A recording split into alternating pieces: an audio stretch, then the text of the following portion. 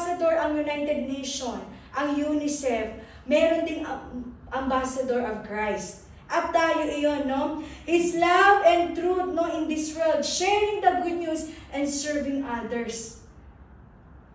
Let us serve others, no? We are part of the mission. Amen. We are really part of the mission. Now, go and make disciples, but we need to maintain our identity. May maintenance to, mga kapatid. Hindi lang maintenance sa gamot, kundi yung maintenance natin as spiritual being.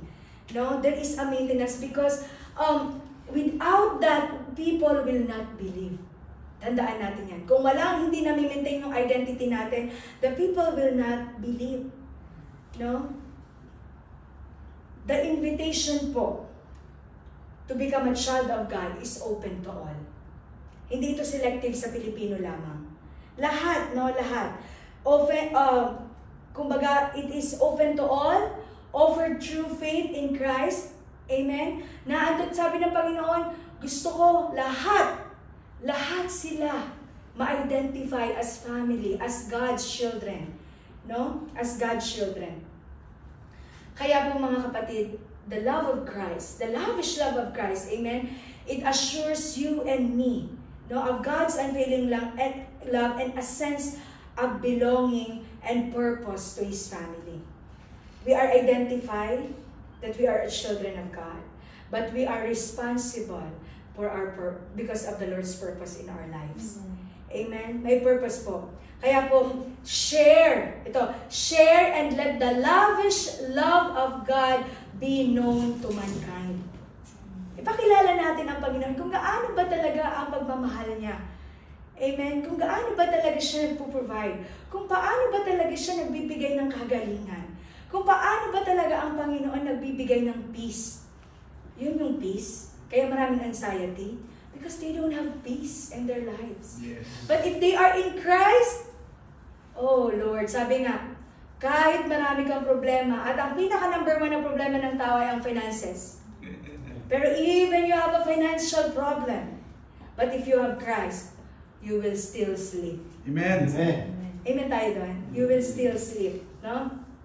Kaya po, let the name of Jesus be known. Yes. Let the name of Jesus be known. And as we are celebrating the resurrection, no, today, kino-commemorate po yun. It's because, no, it's because of the unwavering and lavish love and grace of Jesus Christ to us. By His grace, you and me have been saved. Amen. Amen. Huwag po nating sayangin ang pagkakataon nang makilala siya ng mundong ito. Amen. Tumayo po tayo. I want to pray. Tumayo po tayo. Hallelujah. Father God, maraming salamat for your message today, Father. Yes, Lord. Hallelujah. Truly, your love is so lavish, so extravagant, so magnificent that we cannot fathom, Panginoon, ng pagmamahal at grasya mo sa bawat isa sa amin. Lord, as we go on with our lives today, as we start again for this week, O God, help us, Lord, na itong pagmamahal na ito ay maipakita din sa iba. Ang pagmamahal na ito, Lord God, ay magamit to be part of the mission of sharing your words, O God. And give us that heart of being a responsible, maging-responsable kami, Panginoon, in your purpose, in your calling, O God. Dalangin ko, Lord, na ang bawat isa sa amin na naririto, Panginoon, iba-iba ang place na kinalalagyan namin. Iba-iba ang kasama namin sa bahay. Iba-iba ang group of community namin. Iba-iba ang kakilala namin, Lord.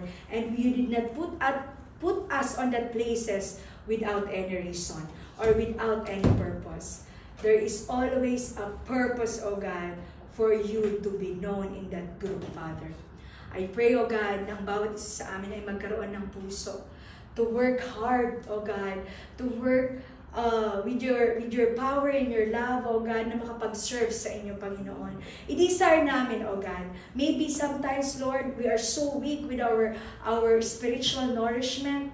Lord, help us, O God, to pull it up, Panginoon. Itayo niyo po kaming muli, O God, at muli namin maranasan. yung ikaw, yung magkaroon kami muli ng ilaw. Sa mga panahon at pagkakataon na nagiging dim yung ilaw, Lord God, you are our strength. At the time that we are so weak, you are you are our God that we need to hold on. At the time, Lord God, that we cannot stand, held our hands, Lord God, and make up stand and remind us that you already overcome this world. As we reminisce, oh God, what you have done 2,000 years ago when you sacrificed your life over that cross, Panginoon, I pray that that salvation, oh God, will also be earned by other people, by your grace and by your mercy, through our faith to Jesus. Father, we entrust everyone, oh God. Alam niyo po ang kalalagayan ng bawat isa. In the midst of them, oh God, ikaw ang pumagitna. Marami po sila, Panginoon, na pinagdaraanan. I don't know every details of their life, but you know even the count of their hairs, Father. I pray, Lord Jesus, na sasamahan niyo sila sa journey nila, yung purpose nila ay makita nila, yung responsibilidad namin, oh God, bilang mga anak ninyo, ay makita namin. Lord, thank you for allowing us to be called children of God. And nawa, Panginoon, ito ay magampanan namin. Hindi dahil kaya namin, but because it's all of you. Kung kami lang, Panginoon, we are nothing. But with your grace, we are being equipped. Thank you, Lord, for this time. Thank you, Lord, for these people. Thank you, Lord Jesus, for the life of Pastor Anoy and Pastor Jane, who is continuously working, desiring, oh God, to build the church for you, Lord God. Alam niyo po, Panginoon, ang desire ng mag-asawang ito. Yes. Dalangin ko, Ama, na ikaw ang palaging umalalay sa kanila, O God. Lead them the way that you want them to be, O God. Because I know, Lord, na there are times that they are weak, but you made them strong. Yes. Lord, be with them and each and every one here. Bless their family, their children, their ministry, O God. Whatever they do, do it for your glory, Panginoon. Salamat, O God, sa umagang ito, and we bring you back all the glory, all the honor, and all the highest adoration and praises in Jesus' mighty name. Amen. Amen.